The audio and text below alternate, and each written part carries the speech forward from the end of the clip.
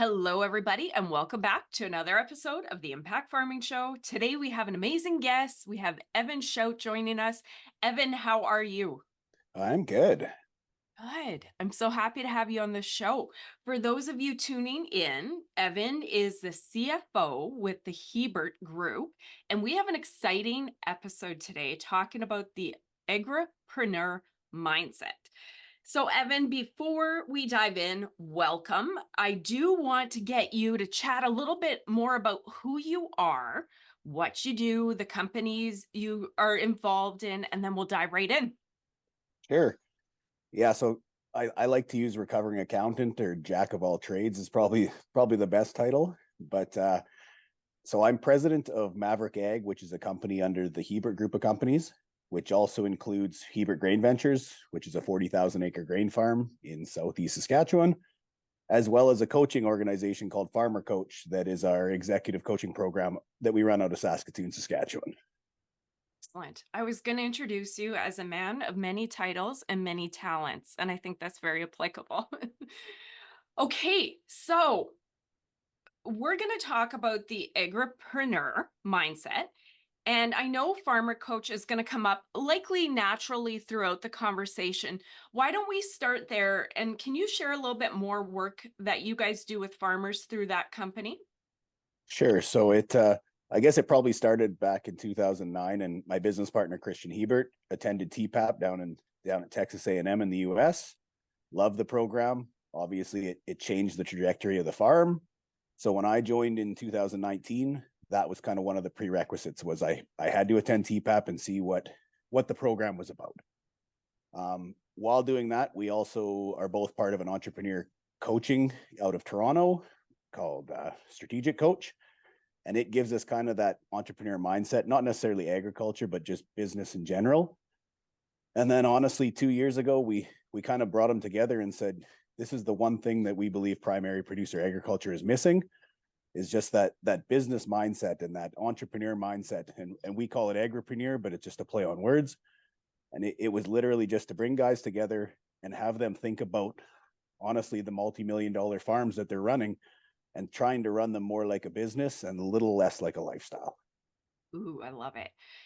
Funny enough, when I seen you guys launch this company, I'm like, yes. And I knew about Strategic Coach. I'm like, this is fantastic. And to be honest, part of why I launched this show 6 years ago was for that exact same reason. Primary producers love producing, not so much the business part. So really, and I think what you guys do and what I do here is very synergistic, bring those business concepts to the farmers, right? So what I want to get you to talk about right off the hop, and you just mentioned it, there's two types of farmers. And this can get pretty heated when you start talking to farmers about this. We have the farmers that do it as a business. We have the farmers that say, leave it alone, it's a lifestyle. Can you share your thoughts on this?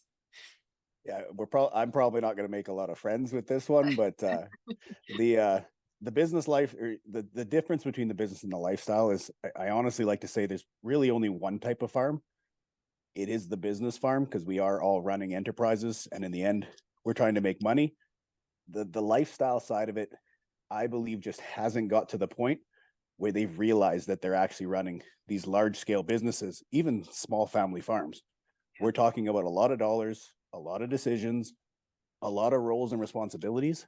So it's come down to, we're all running businesses. We just haven't quite realized it yet. And the other side of it is, the word business has a very large spectrum. So from my standpoint, there's lots of professional farms, which are, they've got employees, they're starting to look at their key ratios, they're making those introductory steps into business.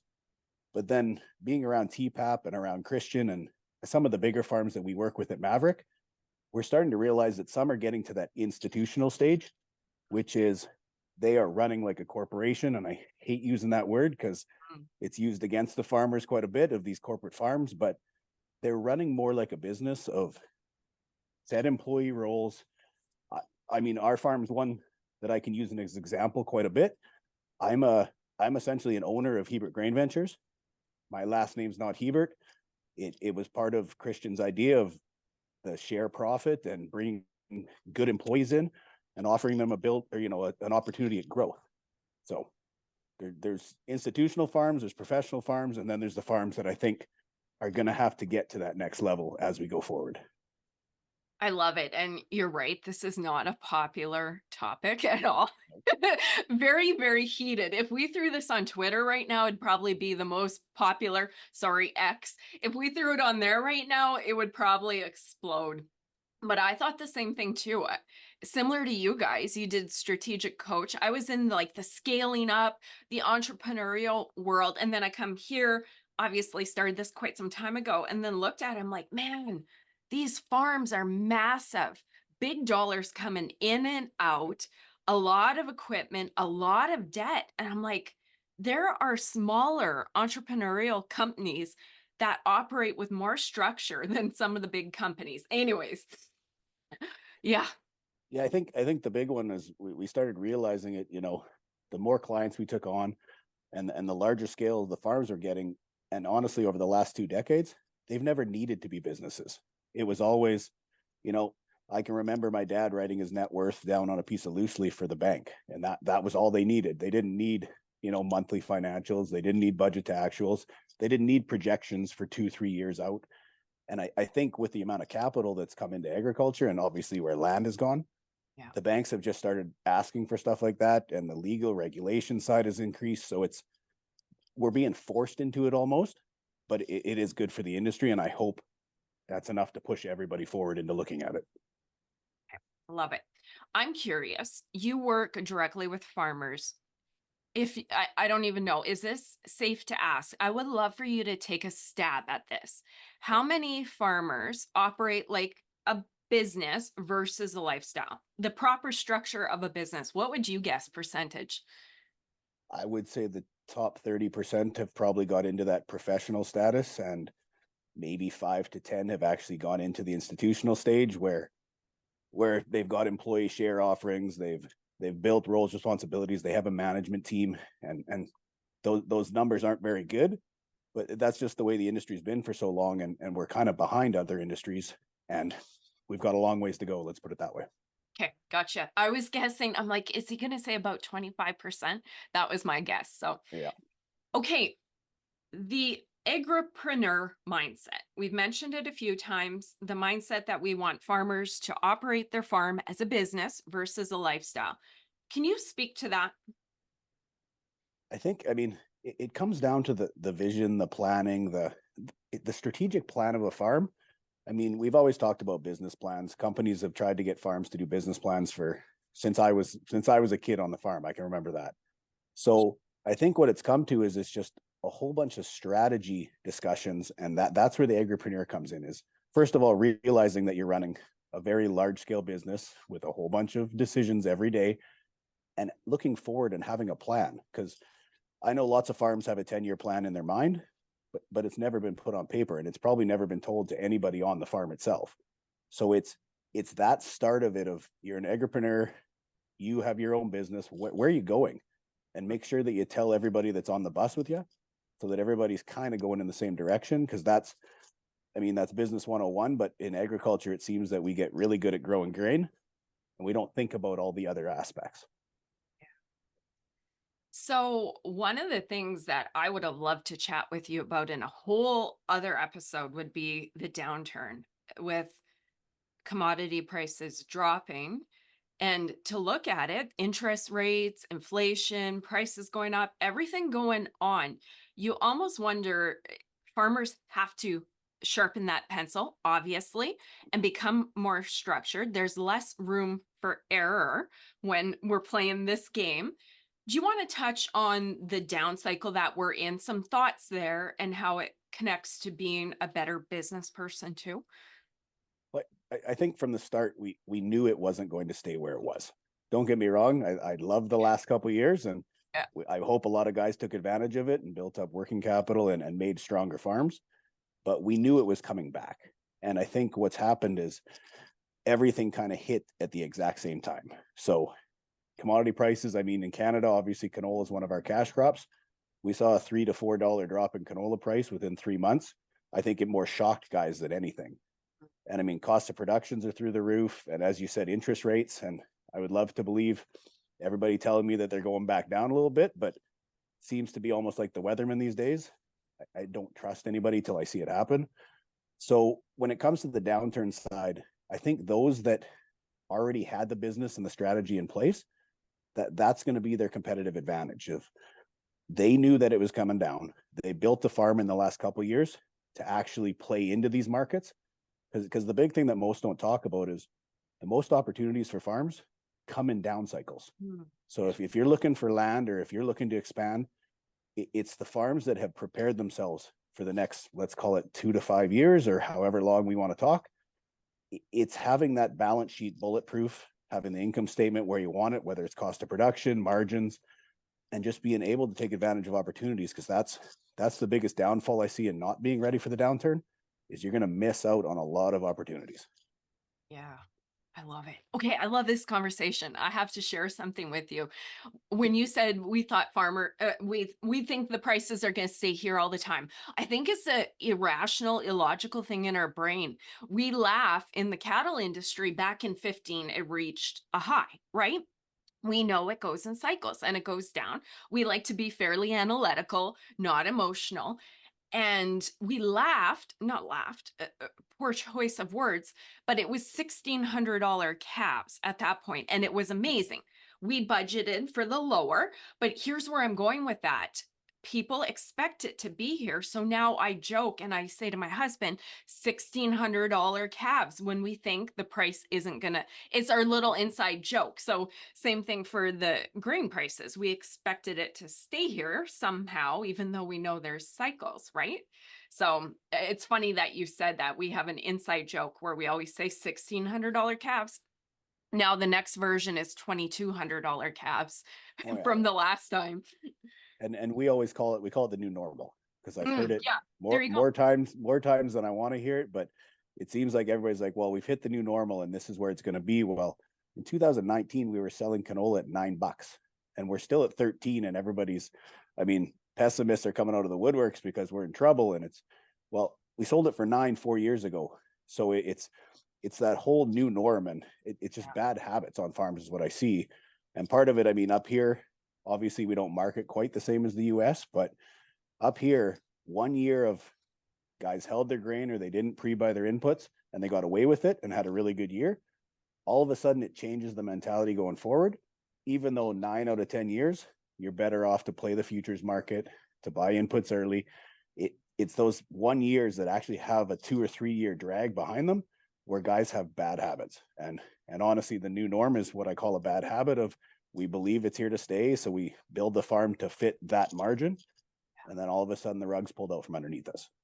Yeah, that's what we did too. We're like, okay, we know it was here.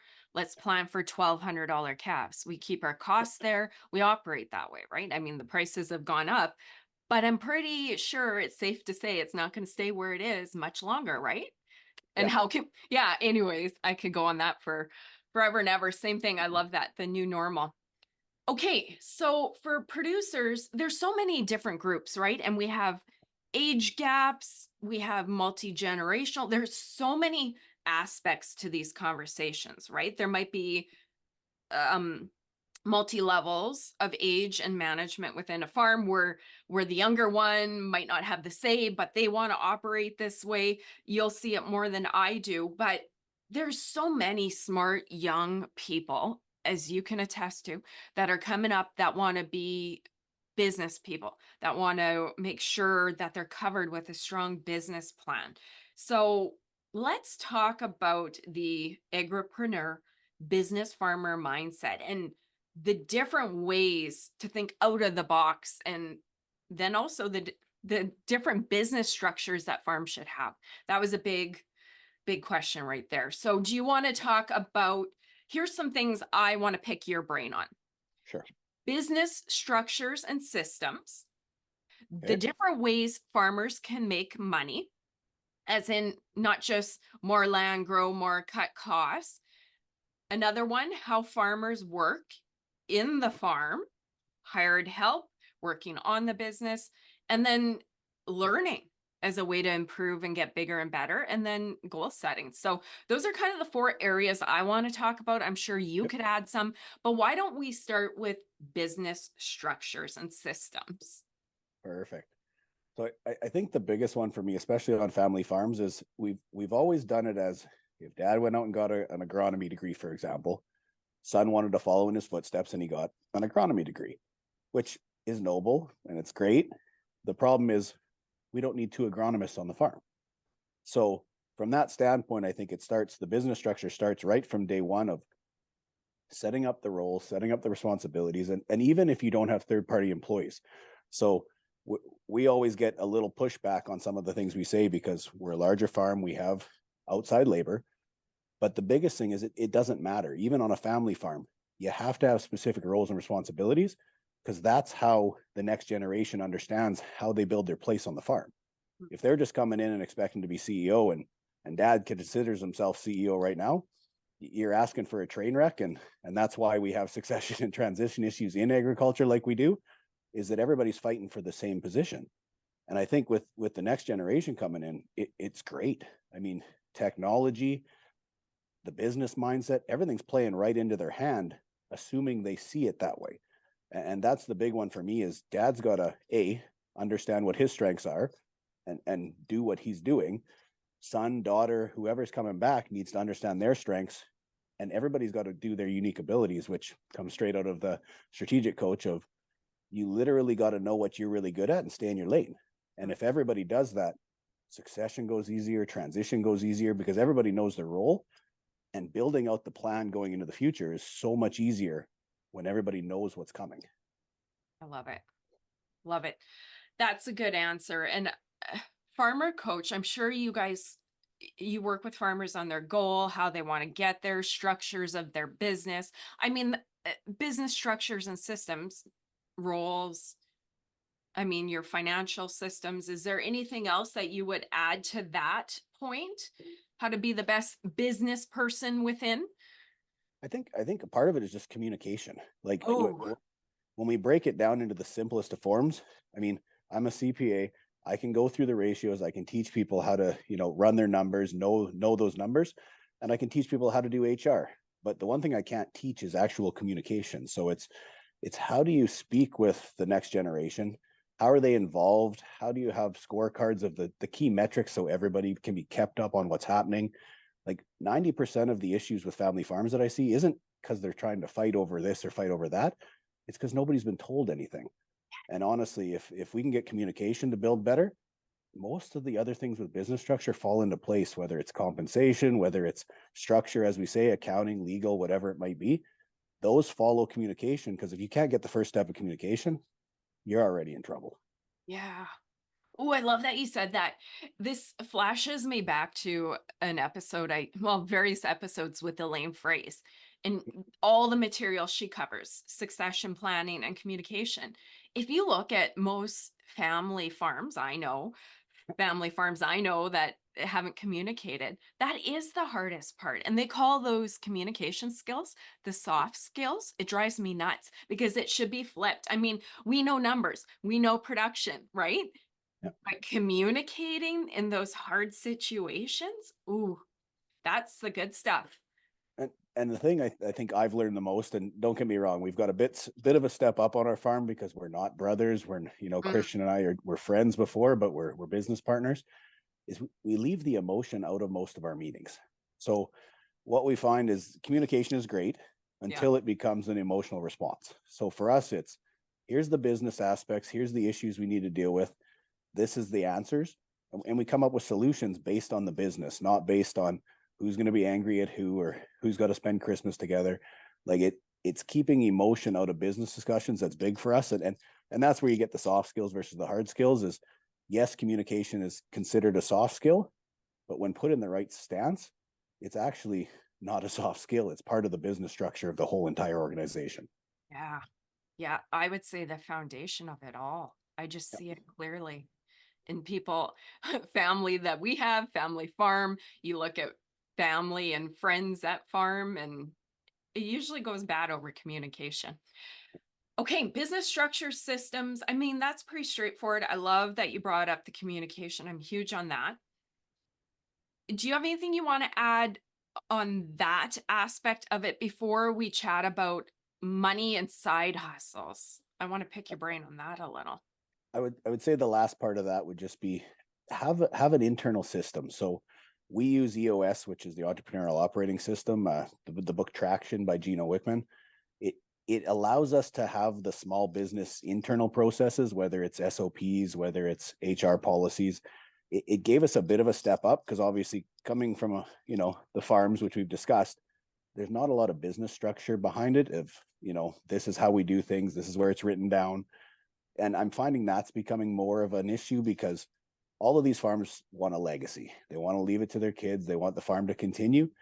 But if nobody ever writes down how they do things, that's another massive issue that I see is that dad, something tragic happens early and nobody knows where anything is, right down to the fact that nobody can get into the bank because the passwords are hidden somewhere else. Like it's just having some of those internal systems, I think, is also going to be large for a lot of farms, and having the ability to have people come in and you don't need to be the one there with everything in your head.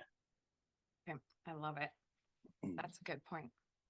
Okay, systems and structures.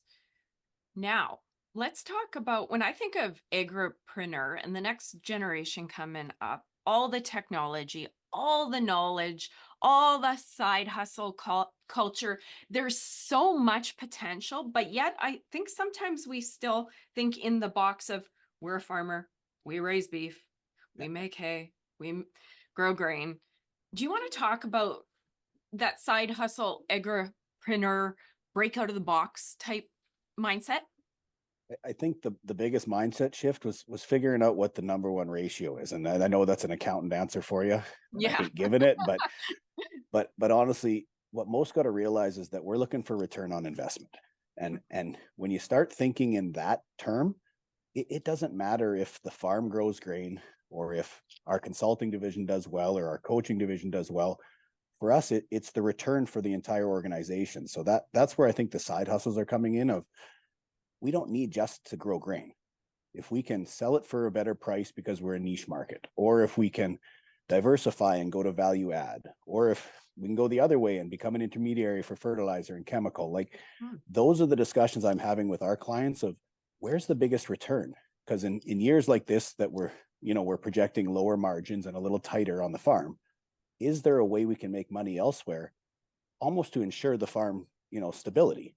Because if the farm has a bad year, for us, we pick it up on the consulting side, or we pick it up on some of our other investments, where most farms just focus on growing grain and then they ride the roller coaster down and then they Yeah. wait for the upcycle and they ride it back up.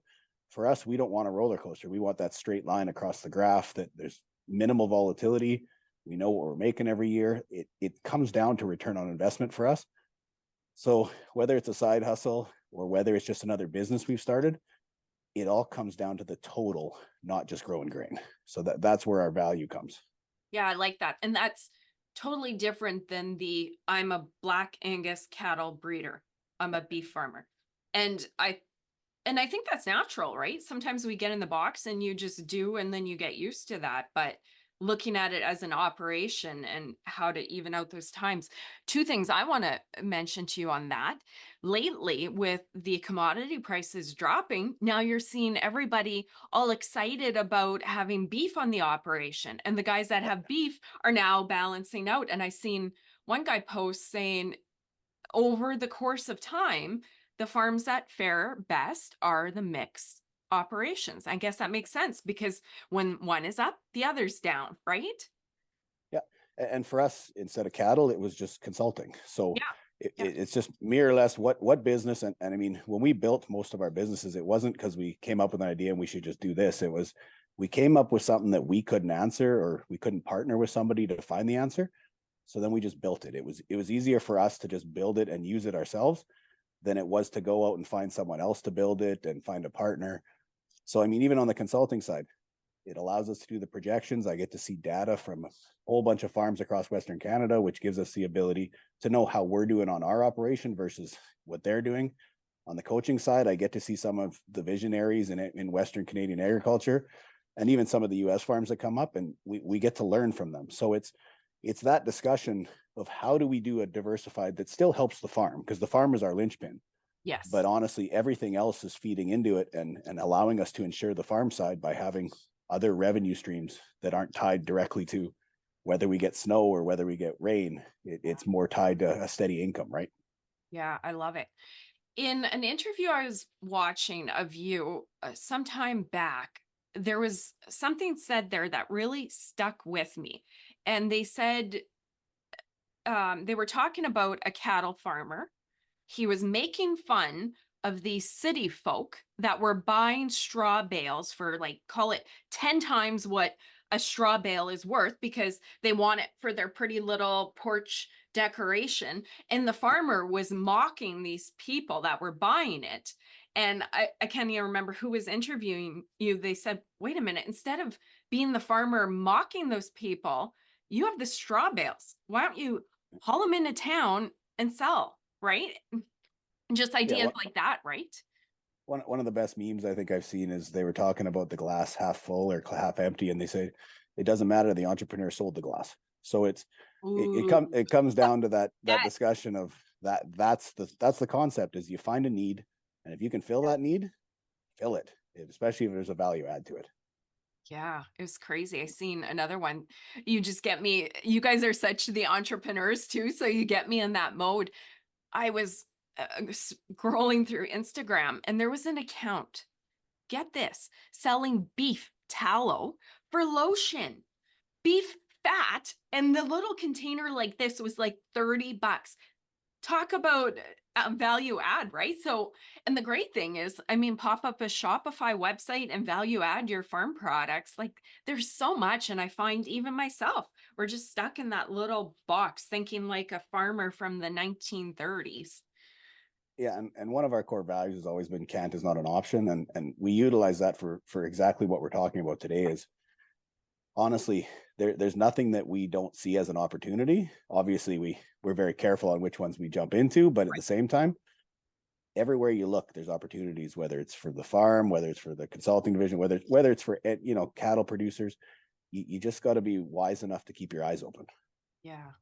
Yeah. I love it. Okay. So, a big one, I know strategic coach, scaling up the entrepreneurial culture is very deliberate in the fact that if you are the main operator of the business, if you're always operating in it, you're probably not spending enough time working on it, strategizing. So, do you want to touch? Because I know this is exactly what you do too with farmers and farmer coach. Do you want to chat about farmers and their roles in the farming operation? Yeah, like I mean, I present across Canada and the US, and this is a big portion of what I present on is, Mm. what are the roles of a true CEO? So if we went into any other industry, the CEO is not doing the financials, he's not doing the bookkeeping, he's not running the combine, he's not sweeping the shop floors. But in agriculture, that's what we are. We're a jack of all trades. We can be the janitor one day and be the CFO the next. So it's having that switch in mindset that gets us into the fact that there's a lot of things that are missing because we're doing a whole bunch of other jobs. And these are the things we talk about at farmer coaches. People are more important. We call it who, not how. And it's one of the books that I love that Dan Sullivan wrote of strategic coach. And it's about having the right people in place, even for a small family farm. If that allows the owner or the CEO to go make a decision on marketing or be more relevant to his HR or anything that he's stronger at that can make a return, and it goes back to the return on investment, all of a sudden that employee didn't cost money. Like, we always look of, okay, it's an expense, I can't afford it. Well, sometimes you can't afford not to spend more time working on the business. And part of why we started the coaching program was it's based out of Saskatoon. I make them come to me. So the reason I do is because if you don't leave the farm, and we've had it on our own farm of, we'll do board meetings at the farm, it doesn't work Yeah. because everybody's got their phone and everybody knocks on the door, and Semi came in the yard, we got to fill it.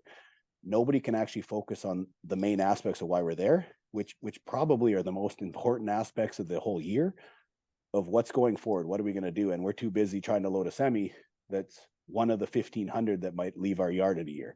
So it's getting guys to get off the farm, because if you're on the farm, you're not going to actually be working on the business. You're still in it. And setting the cell phones down, because all of us are CEOs and we all get a million phone calls and a million emails a day. And it's focusing for that day and a half on exactly what's in front of you, which is 10-year goals, which is core values, which is SWOT analysis, which is learning about accounting, which HR. So it just narrows you down so that everything you do, much like when I go to Toronto for Strat Coach, I'm not at home. If there's a fire at home, I can't do anything. So I might as well just focus on what I'm there to do, which is work on being a better leader and a better organization. Nice. I love it. I love it. I love it. That one's been a big one for me as a business owner. Because no matter what, if you don't get out of your office, you're distracted. But I also find you think the same. When you're in the same building all the time, you just kind of, you're just in repeat mode. I am, anyways, right? Well, and I found it when I was living on the farm back when I was farming. I'd look out the window and there was always work to do, right? You could see Mm, the shop, you could see the tractor, you never got away. So even yeah. if it wasn't working on the business, it was working on yourself of relaxation or just getting your head clear. You never got it, because every time you looked out the window, work was, you never left work. So Oh, much like now it'd be like me sleeping at my desk. So if you never leave, you never get away from it. And it's that recharge time that I think a lot of farmers especially are missing, because we love to work 3,000 hours. We love to say we're the hardest working guys in the room. The fact is, the guys that are most successful aren't the ones working 3,000 hours. I agree. Okay, that's excellent. I would like to chat, and you covered this a few times. So do a touch base on learning and goals. We've mentioned it throughout. Is there anything you want to add to that? I think much along the lines of communication being a big word. The other one I want people to take from this would be accountability, because Mm, it ties back to the same thing. We've done business plans in the past, and what happens? The farm gets home, he puts it on the shelf beside the Ritchie Brothers catalog, and they never look at it again. And that's what I find the biggest problem with business plans, is that lots have them. They just don't know what we're in them, and they don't hold anybody accountable to actually following through. So another thing that's big for us in the coaching program, and even for me at Strategic Coaches, I set goals for the next quarter, so that when I come back, and especially the farms that are in the coaching, when they come back, they're going to tell the guys across the table whether they achieved what they wanted to in the last quarter. And I remember the first time I did it at Strat Coach, and I'd hired one employee, and I thought that was a huge win. And the guy across the table had done a $250 million merger. So it gave you that motivation that, people are achieving things, and maybe you should get on board. And that's where the accountability part is. If we never have the accountability, we're never going to follow through. I mean, the stats are there. We could all list off the stats of, if you set goals, this is your success rate. And if you write them down, this is your success rate. We know those. We gotta get accustomed to doing it. And I mean, the big thing, especially on education and training, obviously I'm a huge proponent for doing education, because I still do a lot of it. And our employees, we utilize a lot of the grants with the government to get our employees into a whole bunch of programs, because I don't want to be the smartest guy in at work. I honestly want to come in and be the least useful guy, because that means I've actually succeeded at what I'm doing, which means empowering those around me, and having them, hit their unique abilities and do their job better than I could ever do it. mm. It takes a big person to do that. I've struggled with that in the beginning of growing my business because I was the smartest. I knew it all, right? And then you have that ego, but it's like, wait a minute. If I'm the be all end all smartest person, there's something wrong here, right? Yeah, and for us, I mean, delegating what you don't like doing, that's easy. And I mean, that came pretty quick. Yeah. But then the second step is delegating the things you do like doing, so that you can build something else. So for me, that was the step that probably, I'm not gonna lie, probably took me a couple of years to get over, of all the things that I was used to coming to work and doing. One day I showed up at work and none of those were actually in my job description anymore. So then it's okay, I better step up and start finding new ideas and new ways to make money, because right now I am the least useful person here. Oh, yeah, that would put a fire under your feet, eh? Yeah. Oh, I love it. So, if you were sitting down with a farmer, we just chatted about 4 areas. and I won't name them again. We went through that. Is there anything else that's missing off the list I had for you where you go, if you want to be a business mindset farmer, you need to do X? Is there anything I missed that I didn't ask you? I think the biggest one, and we're seeing this a lot in Canada. I'm not sure about the US, but there's obviously a lot of mental health issues coming through agriculture right now because of the stresses, obviously, and all the things we talked about today. I'm not surprised because there's a lot of things that farmers have to do on their own operations that most industries have a team to do.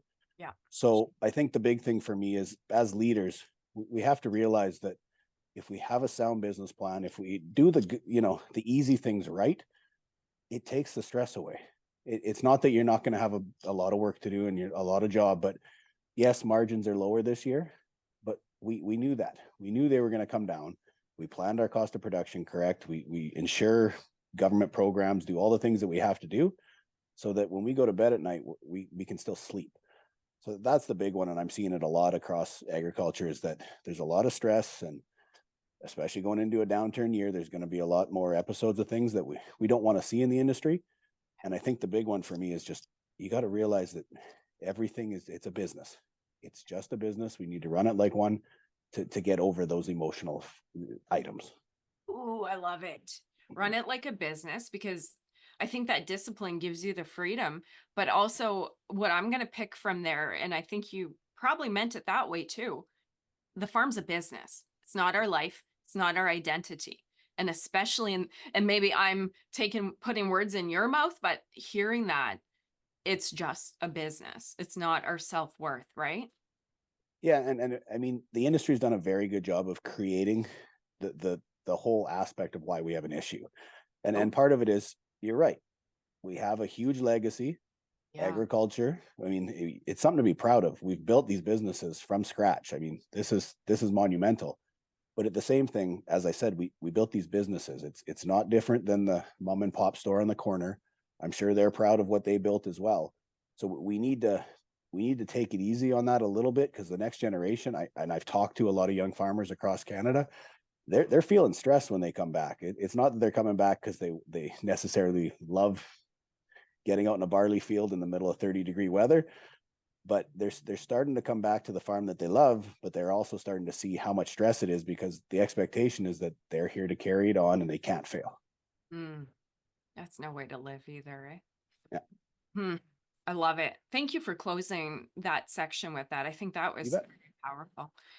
So I'm going to change gears a little bit. And if we have some time here, I want to pick your brain and do the lightning round of questions to get to know you a little bit better. And I know you're obviously big into the entrepreneurial world. So my second question, I'm really excited to ask you, but let's start here. Something you're very fired up about, good or bad, and it can be either personal or professional. So just what is on your mind, your heart right now that has you just like, ah, or yay?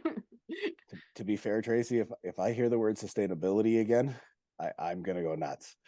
So this is a word that's being thrown out a lot. And don't get me wrong, I'm not going political with this, but I am going to the point where we we're the original stewards of the land as farmers. We try to be sustainable in everything we do. And the big one I look at is, and the quote I use is, we can't go green if we're in the red. And what I mean by that is, sustainability doesn't just mean environment. I know that's the way it's being used right now. Sustainability means we feed the world. We have to do it economically so we can continue to pay our bills and continue to grow crops. Yes, we care about the environment probably more than anybody else in history, because that's our livelihood. If we treat the dirt in a bad way, it affects our bottom line and it affects the food that we produce. So for us, I hate that word, and it's being thrown out so much by a whole bunch of people that actually don't understand what it means. I'm sitting here like vibrating and biting my lip, and I should just play it cool and pretend I don't agree with you, but I totally do. And going back one point up to mental health and more stress on an industry, I think you nailed it. That's frustrating me. I think it's an added burden, stress talking point that farmers don't need to have on their mind right now. Yeah, and I think the big one is just praise in public, criticize in private. So Mm, right now, everybody likes to criticize in public, whether it's on X, social media, in the media, about how bad of a job we're doing. yes. If you actually knew the numbers and the stats, agriculture is really doing a great job when it comes to environment. Just nobody's listening to the right stories. Oh, thank you for saying that. I love it. I've Yeah. been a bit frustrated. I feel sometimes like, and I'm sure we all do, like warriors for our industry. And then sometimes we get in rooms with people that don't farm, but they hear the narrative. And I'm like, that's not right at all.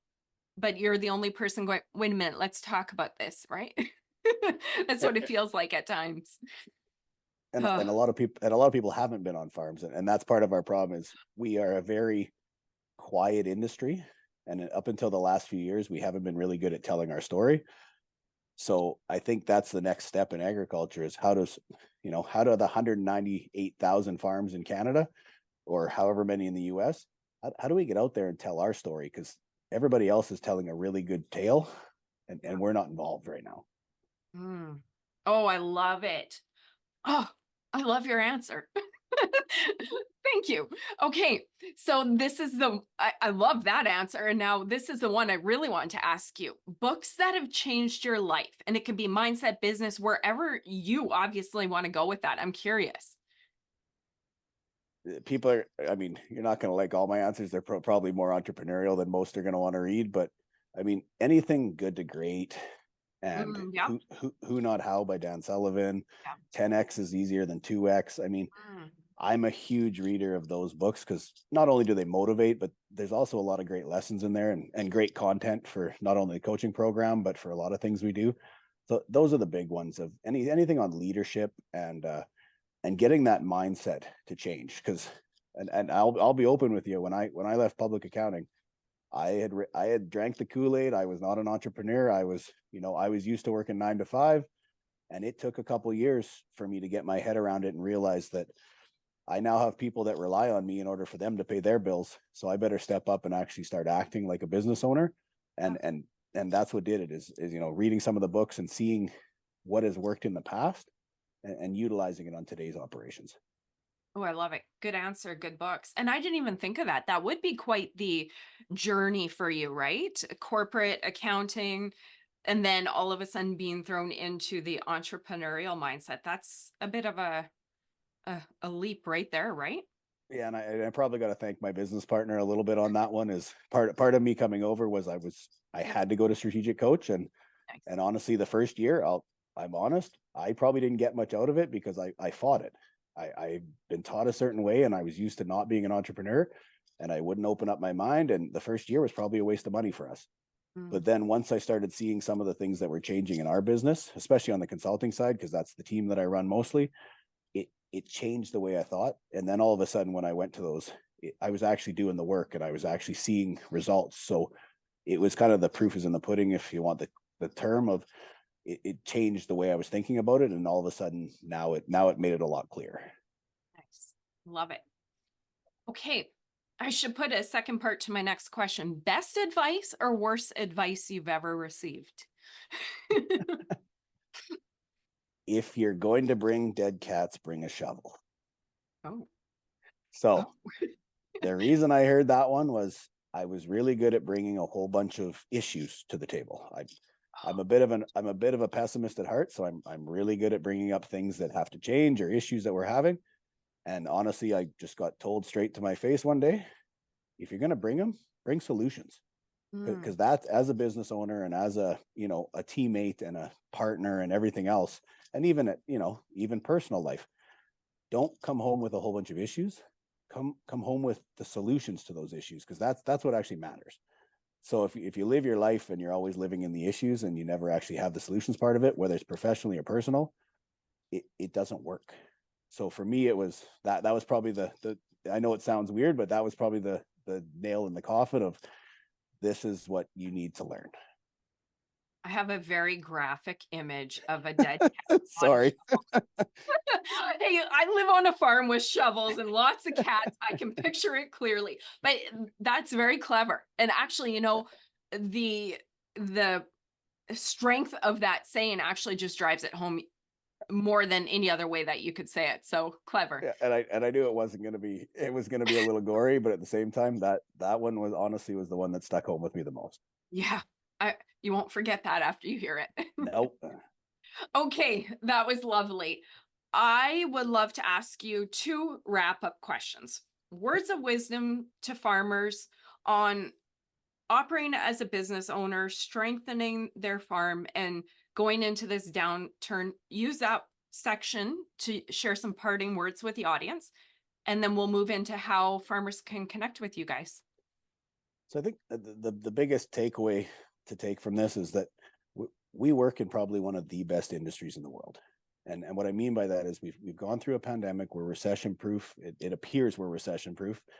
We have the ability to go out and be entrepreneurs every day, which not, I mean, 5% of Canadians are entrepreneurs. So that's something to be hugely proud of. And we've built this from scratch. I mean, the reason I have my CPA is my dad told me there's no money in farming. Go get an education. And so that's the reason I have my CPA. And lo and behold, I'm back working on a farm. But it comes down to that. Remember how good of how good of a industry we have, and remember that we are multi-million-dollar businesses. And I don't like saying that lightly, but I don't have many clients that aren't in that realm. And we need to start treating it like that. And if you can treat your business as the construction industry down the street from me here, or the oil and gas industry, or any other large scale businesses, once we get that mindset and that realization that we're not just a small family farm anymore, and no, we're not a massive corporate farm, we're still family owned, but we've grown. And every industry grows, and every industry goes through the things that agriculture goes through. This isn't new. Nothing that we're teaching guys is outside the box. I mean, HR policies, every other industry's had them. We've just never needed them. So I mean, we're just tag teaming what other people have had success at, and putting it into the agriculture industry. So I think that's the big one of just going into a downturn, going into tighter margins. Remember, this is just a business, and the strategy that you come up with is going to get you through these years. And hopefully you'll be able to take advantage of a lot of opportunities while you're there. Mm, beautiful parting words. Thank you. If there are people in the audience that would like to connect with you, learn more about the companies, can you share more details? So I believe we have about 6 or 7 websites now. So any of the websites for the businesses, farmercoach.ca, maverickag.com, hebertgrainventures.com. So those are the big 3 revenue streams for us. And then honestly, Christian and I are both highly involved on Twitter, or X, I guess, and LinkedIn, Instagram, Facebook. Honestly, between the two of us, I can't even track how many social media platforms we have anymore. So you can find us on all those. And yeah, that's probably the easiest way. Lovely. Evan, I wanted to thank you so much. I knew this conversation was going to be great. I have followed you for some time and I love your content. I knew it was going to be great, but I enjoyed it even more than I thought I would. And I knew I was going to love it. So thank you for your time. You bet. I enjoyed it as well. Thank you, Evan. You guys in the audience, if you love this episode as much as I did, like it, share it, and get it out there. Great information and also a lot of positive words of encouragement and support as some of us go into some downtimes right away. So, like it, share it, get it out there, and we'll see you guys next week. Bye, guys.